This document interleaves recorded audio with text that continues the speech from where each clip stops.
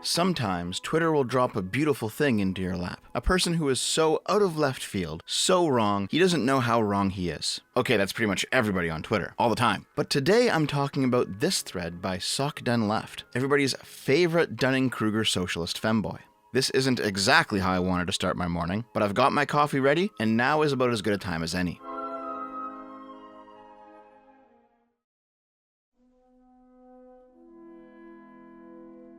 That capturing the culture quote from Gramsci is fake, or why the conservative intellectual ecosystem is broken. If you're a lefty, you've seen this Gramsci quote. In the new order, socialism will triumph by first capturing the culture via infiltration of schools, universities, churches, and the media by transforming the consciousness of society. It's fake. You won't find this quote in Gramsci's writings. It's a bad summary of Gramsci from Wardner 1996, Unholy Alliance, an insane screed about how Freemasons control the world. Why does this matter? First, the conservative intellectual ecosystem is broken. I counted over 50 uses of this fake quote in major conservative publications by prominent conservatives. Not one fact-checked it. Billionaire backers means that rightists don't need to care about truth. Rightists claim that leftists seize control of the institutions and use that to justify seizing control back.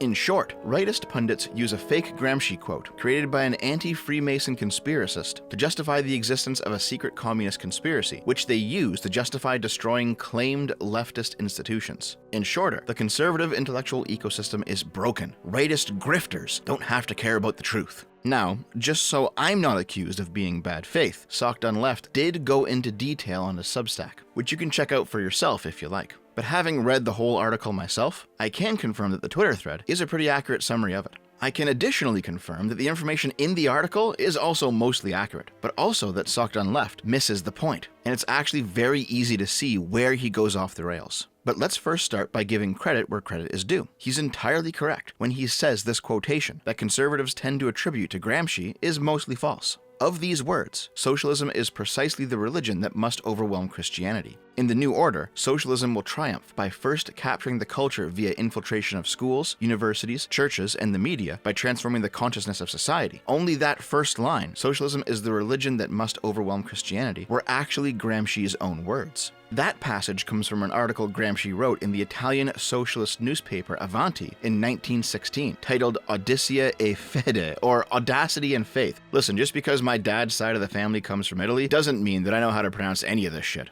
The context is, Gramsci is publicly responding to the claims of a Christian socialist from a different socialist publication, who thinks that socialism should become Christian. Christian socialists believe that capitalism is rooted in the sin of greed, and that Jesus, who lowered himself to the level of the destitute and fed the poor, was a socialist himself. They also believe that the shared insular economies of monasteries were an ideal socialist model for the collectivization of private property. The idea that all humans, despite their earthly differences, are equal under God is an idea well adapted to socialism. Gramsci's response to the Christian socialist was this: socialism is precisely the religion that must kill Christianity. Religion in the sense that it is also a faith, which has its mystics and practices. Religion because it has replaced in the consciences to the transcendental God of Catholics, trust in man and in his best energies as the only spiritual reality. Our gospel is modern philosophy, the one that does without the hypothesis of God in the vision of the universe, what only in history lays its foundations, in history of which we are the creatures for the past and the creators for the future. In other words, socialism must kill Christianity because socialism fulfills a similar function. As a secular religion, it doesn't deal with the divine, but it does provide an ethical system and a blueprint of the universe, which are at odds with the Christian one. For Gramsci, Marx's historical materialist analytical method is how we determine what we should do next, rather than God's law.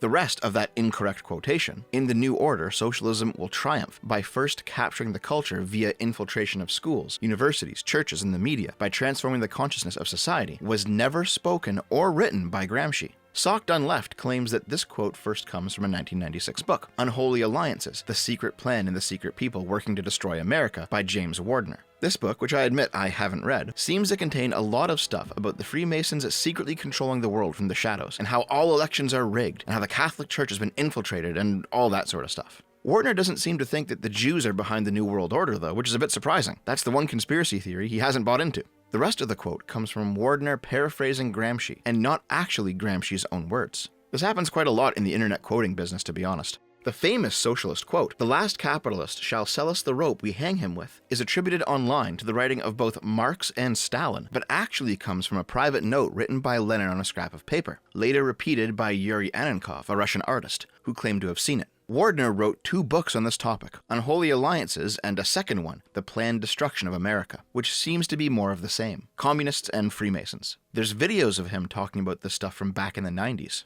Wardner died in 2016, and would you believe it, he was a Florida man. In other words, Wardner is rather inconsequential to the story, all things considered. But this quote, commonly attributed to Gramsci, for the most part, did come from this obscure Freemason book where the author, whose ideas are more than a little dubious, gave his interpretation of Gramsci's views. The question then is, despite Wardner's eccentricities, is this summary of Gramsci's view accurate? What did Gramsci himself actually believe?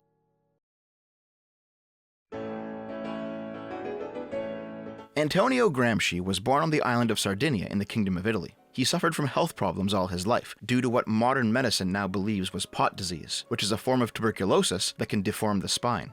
Gramsci was an uber-manlet due to the disease, less than 5 feet tall as an adult, but he was intellectually gifted, and he won a scholarship to the University of Turin in northern Italy. In his early years, Gramsci was a proponent of Sardinian nationalism, believing Sardinia's poverty and mistreatment to be the fault of the central Italian government, which was focusing its attention on the rapidly industrializing north. But after attending university, he began to believe that socialism and not nationalism would ultimately solve the problems of the Sardinian working class. While at the University of Turin, Gramsci was influenced by a wide spectrum of ideas, from Benedetto Croce, who at the time was one of Italy's most well-respected liberal thinkers, to Giovanni Gentile, who is most notable for becoming the most prolific philosopher of fascism. From 1917, socialist rioting in Turin had led to the arrest of many notable socialists. This left holes in Turin's socialist scene, which Antonio Gramsci's fierce intellect allowed him to fill. He was elected to the Socialist Party's Provisional Committee and eventually set up the newspaper that attracted Lenin's attention, L'Ordine Nuovo, or in English, The New Order. Lenin viewed Gramsci's group as being the closest faction in the Italian socialist community that was equivalent to the Bolsheviks of Russia, and granted him his support at the Third International. This was due to Gramsci's support of the Italian Workers' Councils, which had appeared spontaneously during the General Strike of 1919, organizations that Gramsci had conceptualized as being like the Soviets in Russia. These councils are actually quite important in the development of Gramsci's ideas, so let's talk about them for a bit. This era of Italian history is known as the Biennio Rosso, or in English, the 2 Red Years, a period of significant economic and social instability lasting from 1919 to 1920. As I mentioned in my video, The 3 Forms of Fascism, Italy incurred great economic cost to mobilize for World War I, and at the end of the war, when all those soldiers returned home, they discovered that with their addition to the workforce, there were too many workers and not enough work. High unemployment and high inflation led to a significant increase in the price of basic goods. Large swaths of Italian society ended up joining various revolutionary groups during this period, from the Italian Socialist Party, which Gramsci was a member of, to the Italian Syndicalist Union, which advocated for Italy's entry into the war in the first place, to the Italian Fighting League, which was the precursor to Mussolini's Black Shirts. This period saw widespread striking among both city laborers and rural peasants, street violence, and eventually workers seizing factories with force after their owners tried to lock them out. These workers created the Italian worker councils that Gramsci viewed as being the equivalent of Italian Soviets. But the rest of the Italian Socialist Party didn't agree. According to William Peltz's book on the period, Against Capitalism, the workers' councils didn't just want to negotiate with the owners of the factories. They wanted to control the factories directly, with the council structure taking the place of the owners. A demand that, despite Gramsci's support, the Italian Socialist Party did not endorse. By 1921, the economy had become so disrupted and unproductive that the Italian working class was hit with mass layoffs and wage cuts. The workers' councils fell apart, and a lot of the people who supported them, feeling betrayed by the lack of direct action on the part of the Italian Socialist Party, would end up joining the Italian Fighting League and following Mussolini instead, as during this same period, they had proven themselves more than capable of engaging in direct violence against the liberal state. In fact, while Mussolini's initial backers were Italian veterans of the First World War, his first huge upswell of popular grassroots support were primarily farmers, factory workers, and middle-class laborers who were fed up with the Italian Socialist Party's all-talk, no-action reputation when it came to revolutionary action. It was the influence of these workers' councils that partially led Mussolini to adopt George Sorel's national syndicalism philosophy when he began to conceptualize a more coherent fascist ideology. For Antonio Gramsci, all of this meant that he believed he was ultimately correct about the revolutionary potential of the factory workers' councils, and that the Italian Socialist Party had missed a vital chance to secure a revolution, something that Mussolini had taken advantage of. This was not the only split between Gramsci and the rest of the Italian Socialist Party. The militant group Arditi del Popolo, or the People's Daring Ones, socialist thugs who were tasked with confronting Mussolini's equally thuggish blackshirts in the streets, was denounced by the Italian Socialist Party, but supported by Gramsci and Lenin as proletarian violence against fascism. By 1922, Gramsci was called to Moscow to receive official Russian support. It was here that he would meet his wife, with whom he had 2 sons. Gramsci would never see his youngest. Lenin instructed Gramsci to return to Italy, take leadership of the Italian Socialist Party, unite Italy's leftists, and provide a bulwark against fascism. While Gramsci was out of the country, Mussolini purged many of the leaders of the Italian Socialist Party, making Gramsci's task of taking control a lot easier when he returned. However, Gramsci made little progress in uniting Italy's left, because Mussolini's fascism proved to be significantly more popular among the working class. The revolutionary fervor of the proletariat against the liberal state was fulfilled through Mussolini's embracing of street violence, while the property and profit of the bourgeois was tentatively respected as long as they followed the direction of the fascists, through the national syndicalist model Mussolini had imposed on them. It's no surprise to me that Mussolini was able to attract so many socialists, anarchists, and working-class members to the fledgling fascism, despite their obvious differences. George Sorel famously stated that Mussolini's blending of the national and the social had made fascism a completely new philosophy outside of the understanding of the socialist dialectic, and that Mussolini was solving the contradictions of capitalism by destroying both the proletariat and the bourgeois as distinct classes, leaving only the state and its organs in their place. The popular view of fascism in its day was that it was the next political step of progress beyond socialism, a notion among Italy's working class that Antonio Gramsci failed to shake with his own activism. By September 11, 1926, Gino Lucetti, an anarchist with the People's Daring Ones, attempted to assassinate Mussolini by throwing a bomb at his limo during a public appearance. This attempt on his life, along with others in the same year, led to the abolishment of the Italian Socialist Party and the creation of OVRA, the Organization for Vigilance and Repression of Anti-Fascism, the fascist secret police in Italy. All Italian Socialist Party members, including Gramsci, were rounded up and imprisoned. There is some evidence that the fascists staged at least a few of the attacks on Mussolini's life as a pretense for gaining power, but the Lucetti bomb-throwing event is firmly established as not a false flag, but a real assassination attempt. In any case, it gave Mussolini the justification to finally wash away the last remnants of the old parliamentary democracy, and Gramsci, as the last remaining nexus of fascist resistance, was washed away along with it.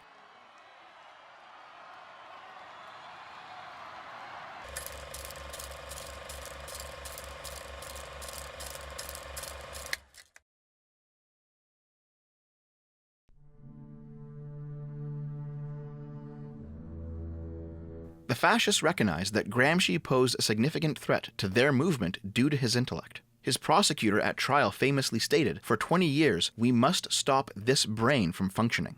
Gramsci survived 11 years behind bars, before finally dying at the age of 46. What killed him is debated. While there is no doubt that the fascists treated him exceptionally poorly behind bars, his situation was also exacerbated by his lifelong poor health. One of the forewords of the prison notebooks states that Mussolini moved Gramsci from prison to the hospital near the end of his life to make it look like he died of natural causes, a gambit that ultimately didn't work. And I guess that's as good a time as any to start talking about the prison notebooks. The prison notebooks are the most influential pieces of socialist theory that Antonio Gramsci contributed to the movement. They are a disorganized and often unfinished collection of essays, spread out across 33 notebooks, written entirely while under fascist guard. Gramsci spent his 11 years behind bars, alternating between a jail cell, a doctor's office, and eventually, due to his declining health and international outcry, in exile where he was permitted to go on short walks and was given magazines to read. This wasn't really freedom, though, as his walks were monitored by the fascists. All of his reading materials were pre-screened, and his letters to his family were read before they were delivered by Gramsci's sister-in-law. As a result, Gramsci had to be careful about what he wrote, as the fascist guards could, at any time, decide to read what he was up to, and they occasionally did.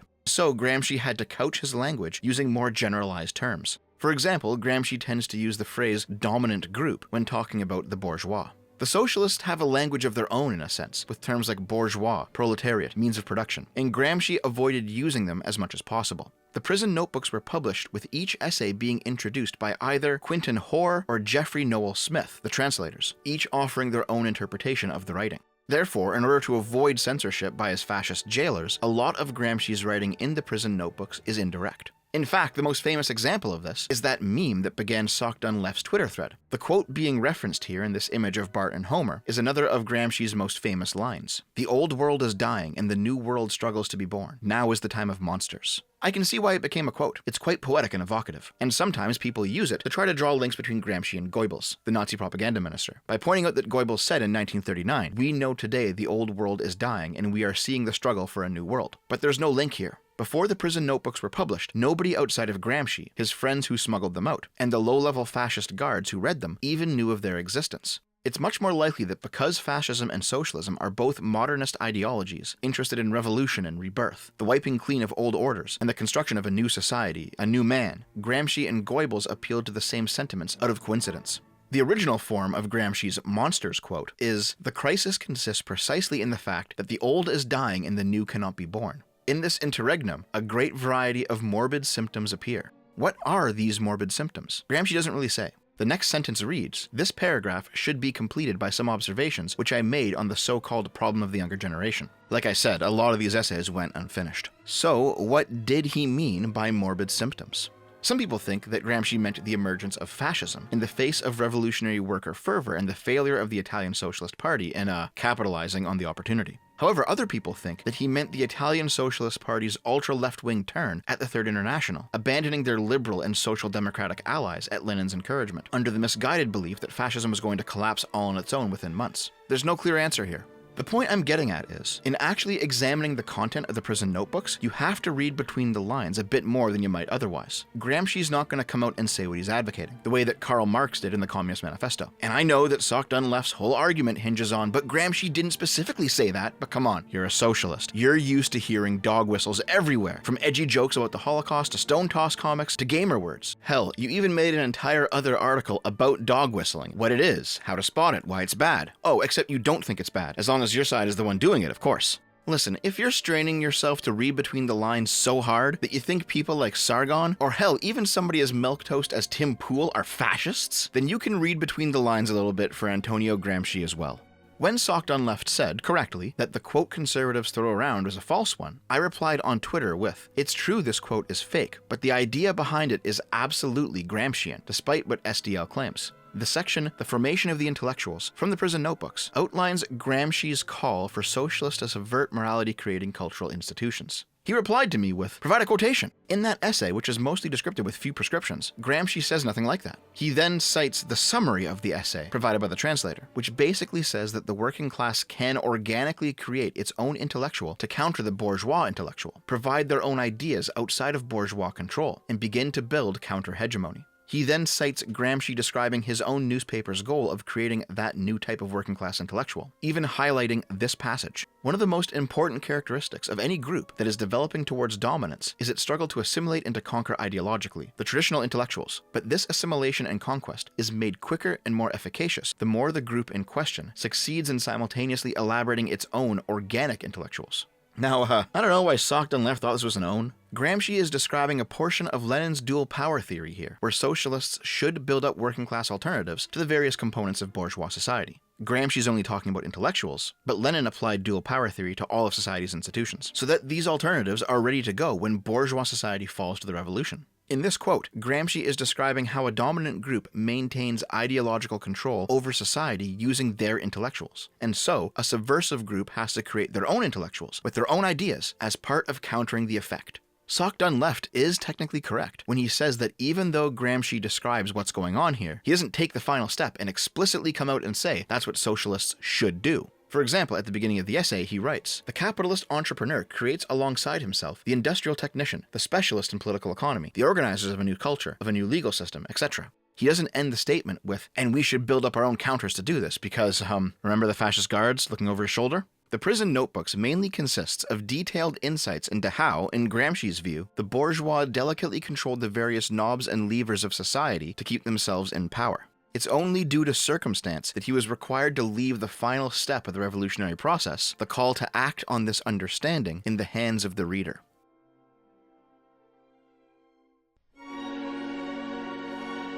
The main contribution that Antonio Gramsci made to socialist theory in the prison notebooks is the concept of cultural hegemony. Is it hegemony or hegemony? I'll use hegemony. Marxian socialism had a predictive element to it, that the socialist revolution would inevitably happen, just as feudalism had collapsed into capitalism before it, as a natural part of the march of progress. By the early 20th century, it was widely adopted by socialists that Marx was wrong about this. Socialism split into a number of post-Marxist schools of thought. One that we've spoken about extensively on this channel was Sorelianism, where George Sorel planted the seeds for fascism through his belief that a revolution against international capital had to be a nationalist one. Leninism, meanwhile, consists of Lenin's belief that a group of socialist intellectuals, known as the vanguard, had to control the state and re-educate the people with the proper political consciousness before any true socialism could appear. Gramscian thought, however, is different.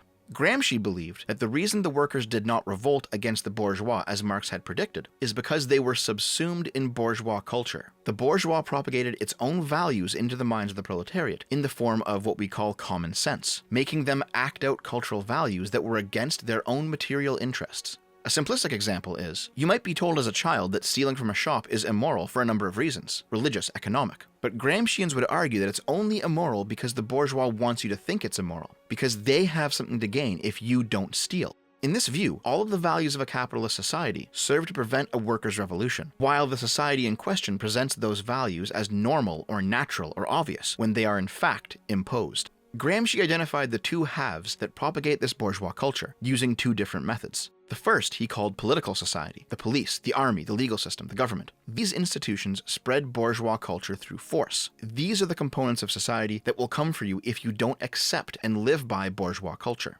The second he called civil society, the family, the schools, the churches, the unions, the media. These institutions don't use force, but they secure consent from the people through a combination of incentives and social pressures. In this way, the people spread the same bourgeois culture to each other that prevents them from revolting against capitalism. Gramsci believed that working-class intellectuals, separate from the traditional intellectuals of bourgeois society, needed to develop an entirely separate value system and ideology in order to be able to combat the cultural hegemony the bourgeois held over society. This development of an alternative morality and culture to challenge bourgeois hegemony is what Gramsci called the war of position, contrasted with the war of maneuver, which is a direct revolution. Gramsci theorized that in Russia, a war of position to dismantle bourgeois hegemony was not necessary before a war of maneuver could take place, because Russia's bourgeois had never actually achieved any hegemony. This was not the case in more industrialized, centralized, and urbanized states, making the development of alternative culture and morality a necessity before any direct revolution could be successful. Gramsci specifically described this process with the word subversive, and how even peasants who had not yet fostered any class consciousness were still reflexively subversive when encountering civil servants working for the modern state. These peasants didn't have the education to understand the modern state, but they did intuitively know that the local civil servant who came around was not somebody to be trusted. This instinctive reflex was, for Gramsci, indicative of the underlying desire for the working class to be free of bourgeois hegemony.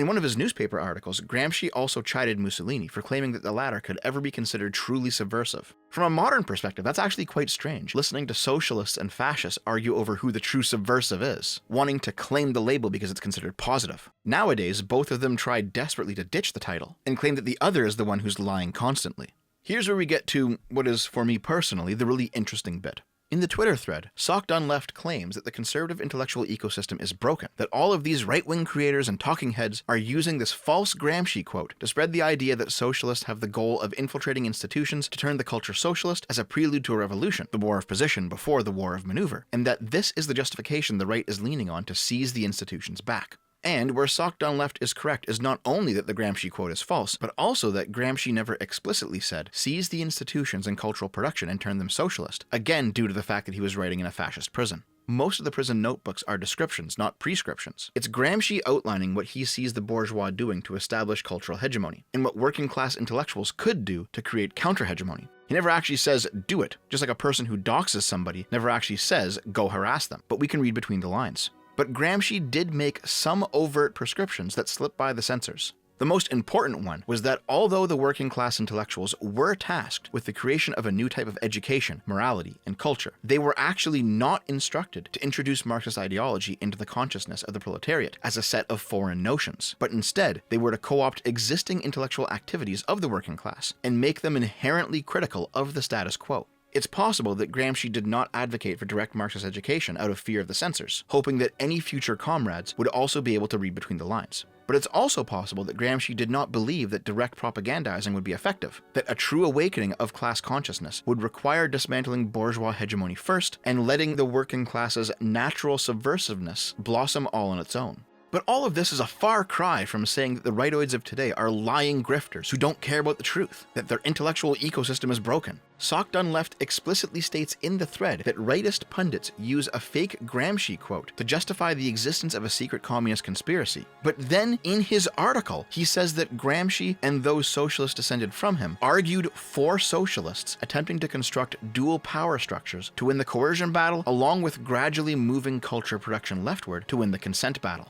Sock-Done Left literally says right here that what the right wing says Gramsci believed in that fake quote is actually what Gramsci believed. Conservatives love to trot out these quotes in order to suggest that leftists are engaged in a grand conspiracy to take over institutions from within. Yeah, but that's true though. Gramsci wrote it. You even say in your article that you actually want there to be a secret cabal of leftists controlling everything.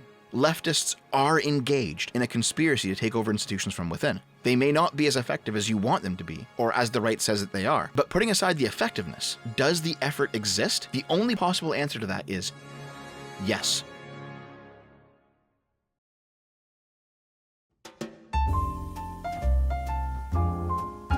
Lots of people who talk about critical race theory online have no idea what it is. Those few people who have read the writings of critical theorists, however, all report that they are directly descended from Gramscian socialism. Sargon did something like 10 videos going over the various components of the critical race theory Bible, and those are worthwhile videos to watch for sure. But I found personally that when I was watching them, I wasn't actually learning very much. Sorry, Sargon. I was instead remembering it. Because for me, this is all stuff that I had already personally encountered and kind of forgotten about. In the first year university course, Introduction to Critical Theory, that I took back in 2007. Here's my textbook from that class, Critical Theory Today by Lois Tyson, 2nd edition, though I understand there's been several newer versions of the book since I've graduated. Let's trace the genealogy of the post-Gramscian socialist movement. The Hungarian thinker György Lukács is one of the most influential philosophers of what would eventually become critical theory. He had a similar intellectual development as Antonio Gramsci. He went off to university and discovered the philosophies of Marx, Sorel, Hegel, Kierkegaard, and Gentile. The Russian Revolution of 1917 inspired him to become a committed Marxist, and though he was somewhat critical of Leninism, he nonetheless became a commissar in the short-lived 1919 Hungarian Soviet Republic, and committed atrocities you'd expect from that station. After that state was crushed in the Hungarian Civil War, Lukács fled to Italy. Gramsci and Lukács were in Vienna at the same time in the 1920s, and though they never met, Gramsci's ideas were introduced to Lukács through a mutual comrade, the Belgian-Russian anarchist Victor Serge, who really has nothing to his name other than getting Gramsci's ideas out there. Serge moved back to Russia, opposed Lenin, was exiled, and died. Lukács traveled to the Soviet Union in 1933 to take up a spot in a Moscow university, and was not allowed to leave, first due to the outbreak of the Second World War, and secondly due to being exiled in Stalin's Great Purge. By the time he returned to Hungary in 1945, it was again a Soviet state, and he joined the Hungarian Communist Party, taking on an administrative role. Though Lukács was ultimately critical of Stalin and the Soviet regimes of Eastern Europe as not being true socialism, he kept those beliefs under wraps until after Stalin's death. He spent his remaining years advocating for socialism, but critical of its current form. György Lukács contributed a lot to political theory and history. I've only just skimmed over his biography, but what concerns us today is his involvement in the Frankfurt School. The Frankfurt School began as a physical school, the Institute for Social Research in Frankfurt, but it eventually became a school of thought. Lukács was one of the school's founders, and published a work that is just as influential as Gramsci's prison notebooks, History and Class Consciousness.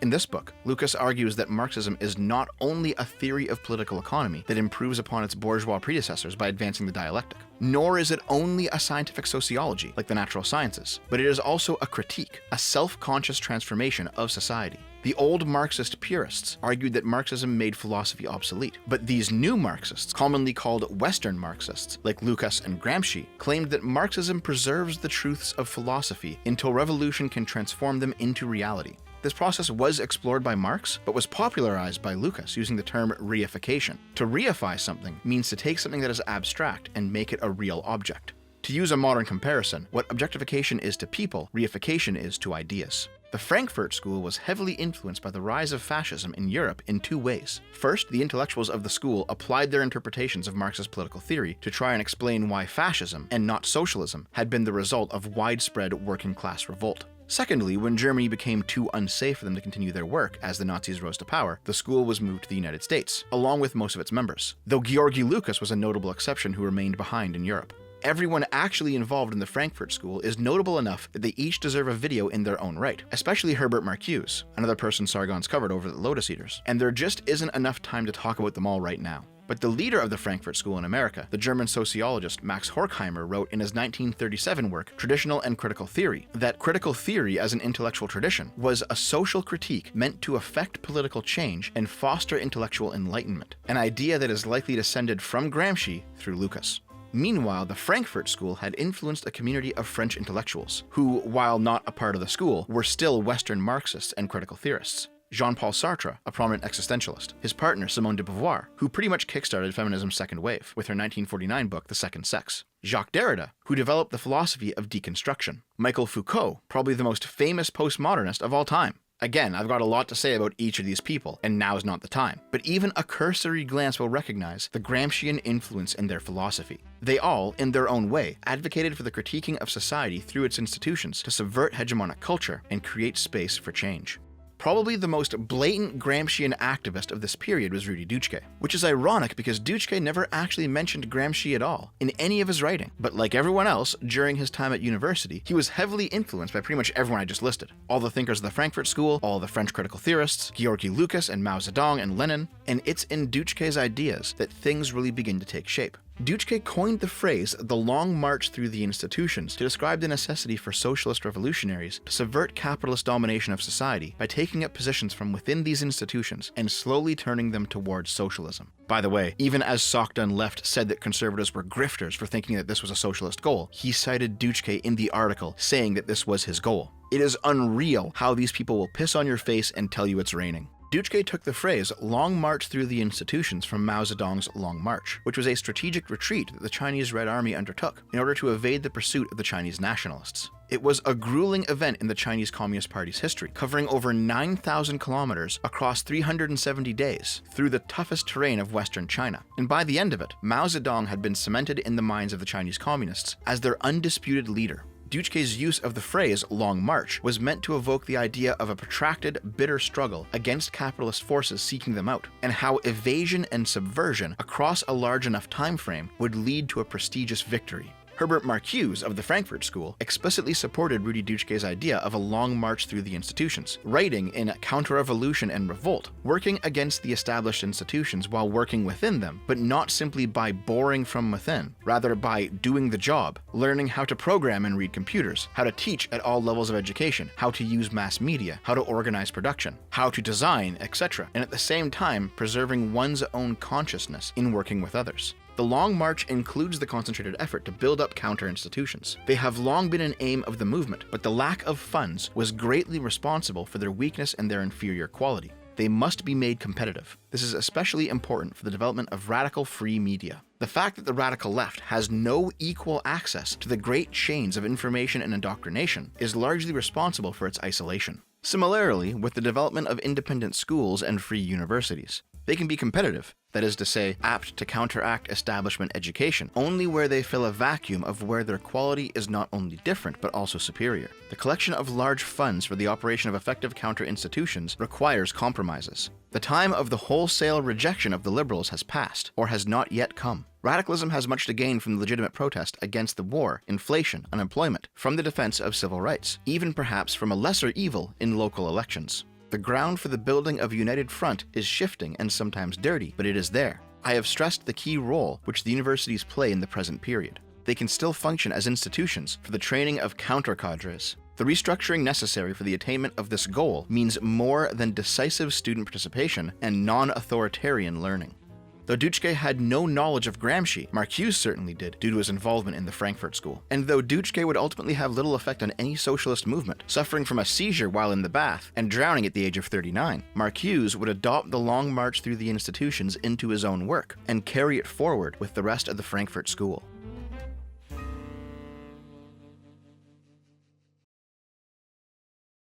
Ronald Reagan Reagan is about to make his acceptance speech. Presumably, he's at the Century Plaza Hotel in Los Angeles. Here is Ronald Reagan coming out. In the book, The Critical Turn in Education, From Marxist Critique to Post-Structuralist Feminism to Critical Theories of Race, it's described that the Frankfurt School entered into a period of decline, correlated with neoconservatives becoming the dominant American rightist faction, beating out paleoconservatives and libertarians in the right-wing civil war of the late 1970s. As a result, critical theory as a discipline began to slowly fracture into separate strains over the years. Post-colonial theory, queer theory, feminist theory, and most famously, at least in modern terms, critical race theory. I was lucky. My textbook included a section on all of them. Yes, critical race theory is one of the right wing's current boogeymen, though the trans stuff seems to be currently overtaking it for the top spot. And before you ask, yes, there is a form of critical trans theory too. It's included in queer theory. And honestly, all of these different branches function pretty much exactly the same way. And they can all have their lineage traced back through the Frankfurt School to Herbert Marcuse, to Max Horkheimer, to Georgi Lukács, to Antonio Gramsci. The core Gramscian idea still remains in critical theory. In order to subvert bourgeois hegemony, you must construct counter-hegemony. This means subversive intellectuals who create alternative morality and produce alternative cultural output. These would form into organic-appearing countercultures that would drum up revolutionary fervor in the mind of the normal working-class person. And even if it didn't, it would leave them highly critical of their own society and weak to further propaganda. It's pretty much the same thing that Yuri Bezmenov described the Soviet Union doing through infiltration of Western academia, but with one big difference. The Soviet Active Measures program was designed to demoralize an enemy population with planted agents. The critical theorists, meanwhile, weren't planted by the Soviets. They engage in subversive action in the hope of fostering a homegrown revolution, not beholden to foreign socialists. This book is Critical Race Theory, the key writings that form the movement. It's a long, boring, arcane tome that I am certain most conservatives have never even read, despite constantly citing this movement. But it is important. It's a collection of essays compiled by Kimberly Crenshaw, a civil rights advocate and the creator of what we now know as intersectional theory. She coined the term intersectionality in 1989 as a way to describe the oppression of African American women. Crenshaw noticed that oppression based on race and oppression based on sex were separate but intertwined. And in the wake of the dissolution of the Frankfurt School in America and the fracturing of critical theory as a discipline into separate groups, she found that she needed new language to describe the intersection of race and sex. Though the majority of prominent black activists of the second half of the 20th century were all students of the original American Frankfurt School members, most notably Herbert Marcuse mentoring Angela Davis, Kimberly Crenshaw was not one of them. Crenshaw came to the idea of intersectionality after reading the writing of black activists not descended from the Frankfurt School, like Sojourner Truth and Anna Julia Hayward Cooper. Crenshaw observed during her time at university that the intersection of race and gender was not well understood, and that rather than the overlapping oppressions simply stacking up, gender gave racial oppression a unique dynamic, and vice versa. However, Kimberly Crenshaw would eventually work with descendants of the Frankfurt School like Angela Davis, and they would influence each other. Crenshaw would give them intersectionality, and they would give in return Gramsci's cultural hegemony. Also, I know I'm dropping a lot of names in you right now. They really all do deserve a deep dive, and it can't be today. The TLDR of Angela Davis is that she's a black activist whose legally owned guns were given to the perpetrators of an armed takeover of a courtroom and the execution of a judge in California in 1970, as well as a communist who believed that the prisoners of the Soviet Union and its satellite states deserved to be purged because they were Zionist fascists and opponents of socialism. Yes, those were her words. She has a long history of supporting political violence, repressive governments, and genuinely awful organizations in the name of feminism, socialism, and black liberation. In the modern day, she has taken on the public persona of being like any other aged black activist, her violent past having largely been forgotten. Meanwhile, Kimberly Crenshaw's area of expertise was in law, and she applied Gramsci's cultural hegemony to that sphere, creating critical legal theory. She theorized that laws exist to maintain society's status quo, and that insofar as that status quo is bigoted, the law serves to codify that bigotry. In this way, the liberals' colorblindness will always be racist, in Crenshaw's view anyway, because that colorblindness must necessarily insist on an equality that doesn't exist. For Crenshaw, if the law treats everyone equally without prejudice, then it is blind to the reason as to why, say, more black people are locked up per capita than white people in America. And for Crenshaw, the solution to that problem is a Gramscian one: subvert the process and develop counter-hegemony. Critical race theory, and critical gender theory, and queer theory, all of it is all descended from this origin. This is why so many leftists will say, why are you so pissed that CRT is being taught in schools? It's just a legal thing. You don't even know what CRT is. And yeah, a lot of conservatives don't know what CRT is. But this is why you should be pissed. It's anti-liberal. Therefore, critical race theory, being Gramscian in origin, posits that in America, bourgeois hegemony is white hegemony, that countercultural action to foster liberation must be through black culture, and that liberalism's attempt to create a neutral playing field through colorblind, value-neutral policies only serves to reinforce white hegemony by not explicitly privileging black people. Kimberly Crenshaw has no problem in her own writing making this explicitly clear. In her article, Race, Reform, and Retrenchment, she writes, "Oppressed people sometimes advance by creating ideological and political crisis, but the form of the crisis-producing challenge must reflect the institutional logic of the system." Gramsci called the struggle a war of position, and he regarded it as the most appropriate strategy for change in Western societies. According to Gramsci, direct challenges to the dominant class accomplish little if ideology plays such a central role in establishing authority that the legitimacy of the dominant regime is not challenged. Consequently, the challenges in such societies is to create a counter-hegemony by maneuvering within and expanding the dominant ideology to embrace the potential for change. Both critical race theorists and intersectional feminists are descended from Crenshaw's work, most notably in the online space, Robin DiAngelo and her white fragility nonsense. But there's tons of people out there who view subversive action against liberal society as an a priori good, and not just in terms of critical race theory. For example, you can look at critical queer theory and find people talking about how earlier waves of gay and trans activism were assimilationist in nature because they focused on trying to make hegemonic culture accept them through things like normalizing gay marriage or appealing to the stereotypical hyperfemininity of a trans woman, when what they should have been doing is engaging in the most disruptive, degenerate behaviors imaginable in order to foster a counterculture that can oppose bourgeois hegemony. But that is a whole extra can of worms I'm gonna have to cover another day. The point is, critical theory as a movement, as well as the Frankfurt School before it, view the liberals' attempt to build a neutral space where ideas can be debated and considered as a weakness that socialists can exploit in order to begin the process of tearing liberalism down. And all you have to do is read their writing to see it. Crenshaw wrote, "Black people can afford neither to resign themselves to nor to attack frontally the legitimacy and the incoherence of the dominant ideology. The subordinate position of blacks in this society make it unlikely that African Americans will realize gains through the kind of direct challenge to the legitimacy of American liberal ideology that is now being waged by critical scholars. On the other hand, delegitimating race consciousness would be directly relevant to black needs, and this strategy will sometimes require the pragmatic use of liberal ideology." Marcuse said something similar in that long passage earlier from Counter-Revolution and Revolt, that the time of the wholesale rejection of the liberals has passed or is not yet to come, that protests against the war, inflation, and unemployment from a point of view of civil rights could be tolerated as a tactical deployment of liberal ideals, to be used and discarded later, like how elections are a lesser evil. Critical theorists use their analytical method to destabilize liberal systems and prime them for revolution. They only appeal to liberal values and ethics insofar as it will help them achieve this goal.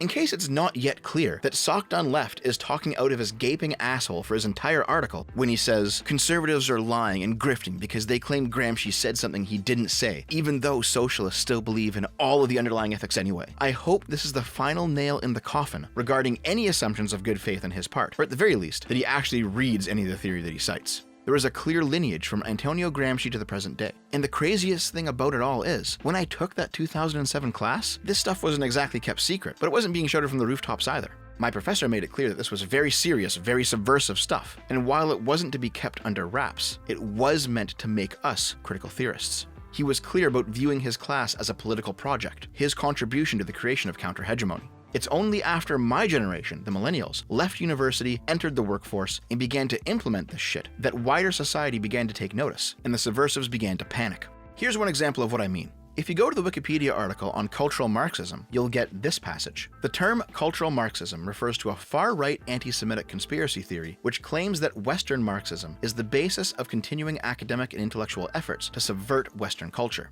The conspiracy theory misrepresents the Frankfurt School as being responsible for modern progressive movements, identity politics, and political correctness, claiming that there is an ongoing and intentional subversion of Western society via a planned culture war that undermines the Christian values of traditionalist conservatism and seeks to replace them with the culturally liberal values of the 1960s. although similarities with the Nazi propaganda term cultural Bolshevism has been noted. The contemporary conspiracy theory originated in the United States during the 1990s. Originally found only on the far-right political fringe, the term began to enter mainstream discourse in the 2010s and is now found globally. The conspiracy theory of a Marxist culture war is promoted by right-wing politicians, fundamentalist religious leaders, political commentators in mainstream print and television media, and white supremacist terrorists, and has been described as a foundational element of the alt-right worldview. Now, to me, this doesn't make any sense whatsoever. In fact, it seems to be an outright lie, because my professor, back in 2007, explicitly referred to what we were talking about as cultural Marxism. It was not the name of some false conspiracy theory back then. It was what underpinned critical theory. We learned to attack aspects of hegemonic culture, mainly pop culture, let's be honest. It was an intro-level course, through media criticism meant to deconstruct and demoralize, with the long-term purpose being the creation of a space where an alternative and preferably socialist counterculture could form. The Wikipedia article frames this as if it's false and anti-Semitic and only neo-Nazis believe it or something, but in my experience, this is exactly what it is. And back then they had no problem just outright saying it. What's really interesting is, if you look at the Cultural Marxism Wikipedia article from 2014, it's more or less accurate. Cultural Marxism is an offshoot of Marxism that conceives of culture as central to the legitimization of oppression, in addition to economic factors. An outgrowth of Western Marxism, especially from Antonio Gramsci and the Frankfurt School, cultural Marxism argues that what appears as traditional cultural phenomenon intrinsic to Western society, for instance capitalism, nationalism, the nuclear family, gender roles, race, and other forms of cultural identity, serve to justify and maintain hierarchy. Cultural Marxists use Marxist methods to make it possible to criticize what appears natural, but is in fact ideological. This is pretty much spot on. All of the writing I've referenced today shows it to be spot on.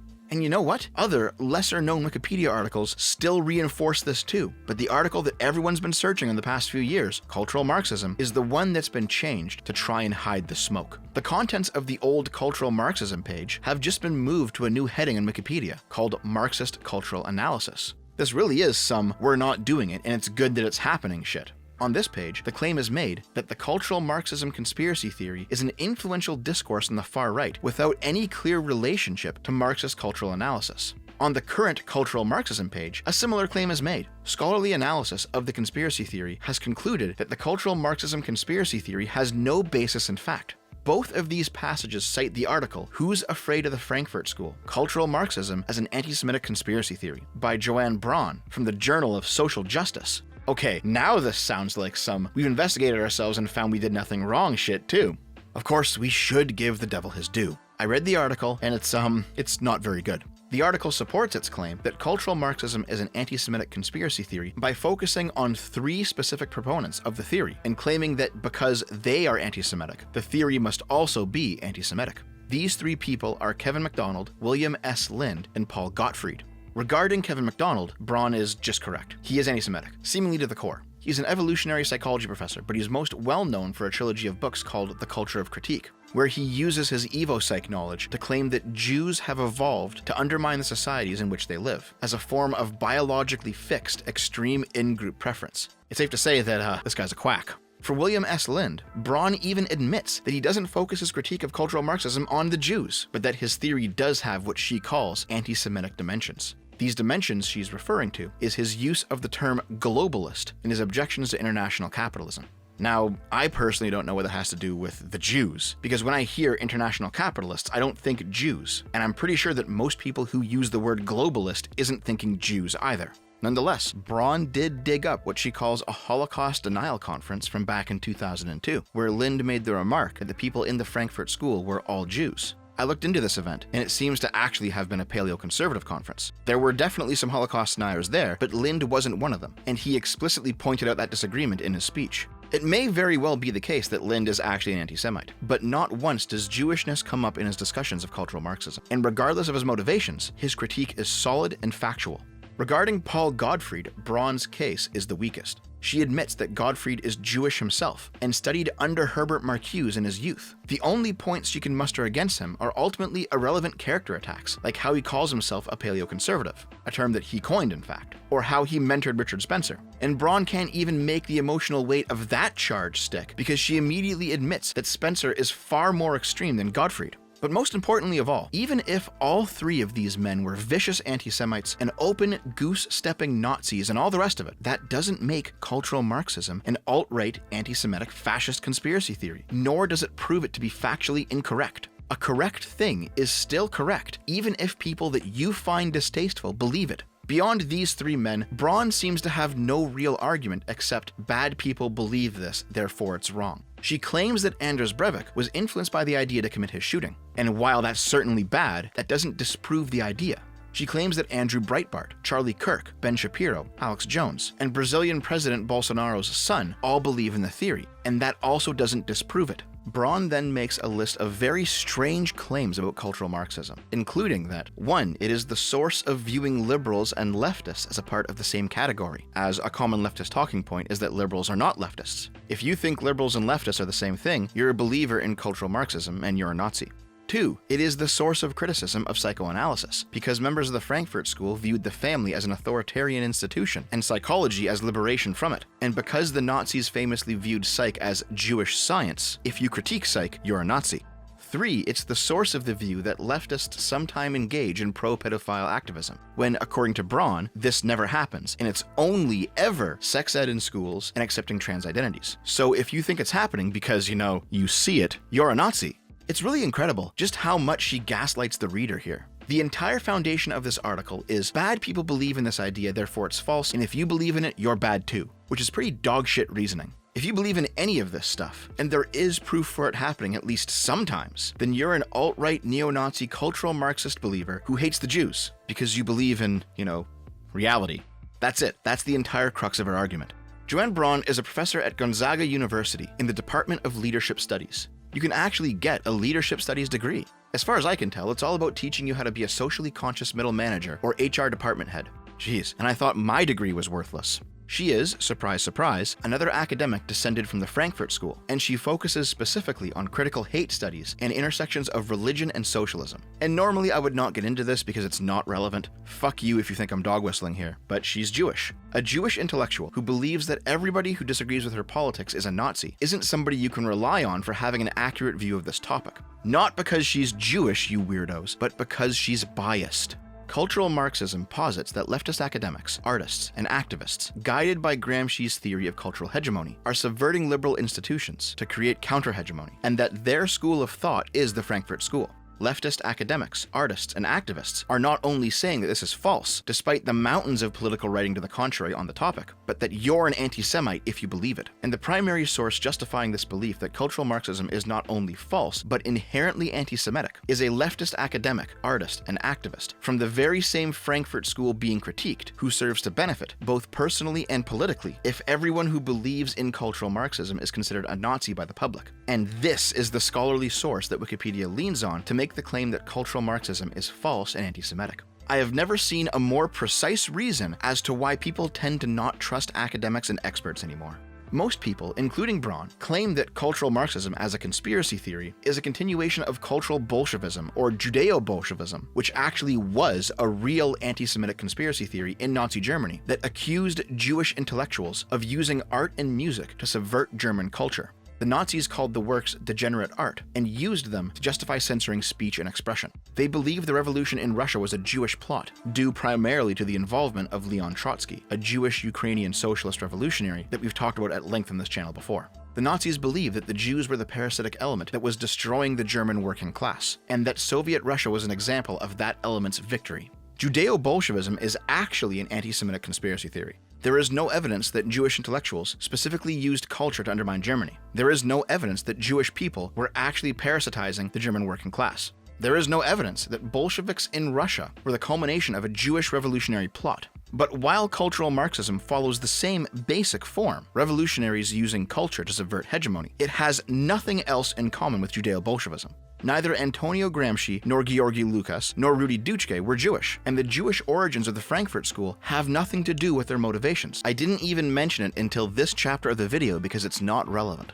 But most importantly of all, unlike with Judeo-Bolshevism, there is ample amounts of evidence across many different political theorists spanning nearly 100 years now that at least some socialists view cultural Marxism or Gramscian socialism or critical theory, or whatever you want to call it, as a viable path forward for their revolution. It seems to me that the people who are insisting that all of this stuff is just anti-Semitism and that you're a Nazi if you notice it's happening are simply making a last-ditch effort to try and preserve their growing counter-hegemony by shaming you into compliance through slander, justified in their minds by a non-existent connection to a previous anti-Semitic conspiracy theory that kinda looks similar if you really squint your eyes. And honestly, if some people are just really triggered by calling it cultural Marxism due to this trumped-up connection, fine. Call it Western Marxism. Call it Marxist cultural critique. Hell, you can even call it the infinitely more neutral institutional capture, since it's not like socialists are the only people who subvert liberal institutions when they can. The label doesn't matter. What matters is it's happening. And as liberals, we need to be aware that it's happening.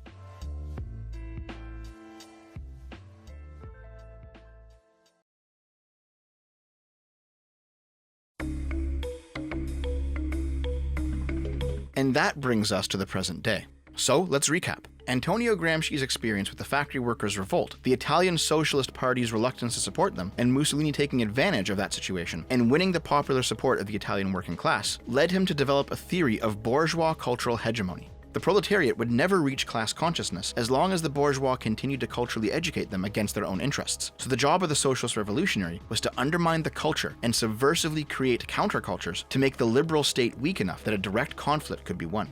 Though Gramsci's prison notebooks did not actually get published until after his death, he did share his ideas around Vienna's socialist scene, greatly influencing Georgi Lukács, who became one of the Frankfurt School's founders. This ideological strain of Marxism would be called Western Marxism, to differentiate it from the Soviet-style Eastern Marxism. Both the members of the Frankfurt School, as well as other French intellectuals not strictly affiliated with it, were heavily influenced by this idea, and more formally developed Gramsci's ideas into a theory of subversion by a long march through liberal institutions. Academic, cultural, journalistic, legal, all of it. During the American period of the Frankfurt School, American contributions created critical legal theory, which originally began as a method of analyzing law, but was rapidly adopted to cultural analysis, critique, and activism. The discipline fractured across intersectional lines in the wake of neoconservatism's popularity, with the most well-known strain today being critical race theory, due to a push to have it taught in American schools, and a reaction to that attempt by the American right wing. But all throughout these transformations and differing theorists, it remains Gramscian at its core. Use critical analysis to expose hegemony's weaknesses, build countercultures to propagandize the masses, and soften liberal society in preparation for a revolution.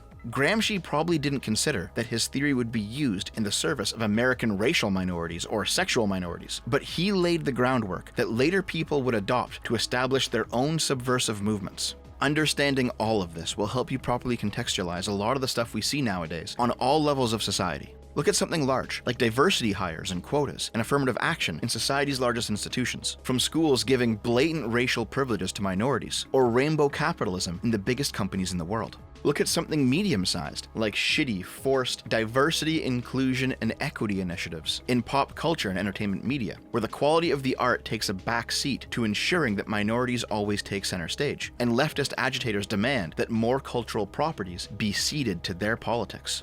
Hell, look at something small, like the unending cancerous fucking discussions about appropriately platforming problematic people. On a personal level, I know my friend Stardust recently went through that, where she decided to talk to Richard Spencer on her stream, and some retard raked her over the coals for not using her 10,000 sub YouTube channel responsibly by his estimation. All of these disparate things flow from this source and serve this purpose: the desire to move the world more leftward, inch by inch, space by space, thought by thought. That is the primary objective. The second objective is, for those people and spaces that won't move leftward, or even just don't care, either demoralizing them until they capitulate, or isolating them until they radicalize, lose all their support, and become irrelevant. This is the reason why every single event has to push a leftist agenda or be considered fascist. This is the reason why liberals or centrists cannot remain unaligned. They have to be forced into one of two extremist camps, either to be propagandized as a fellow subversive, or to be identified as an enemy and destroyed.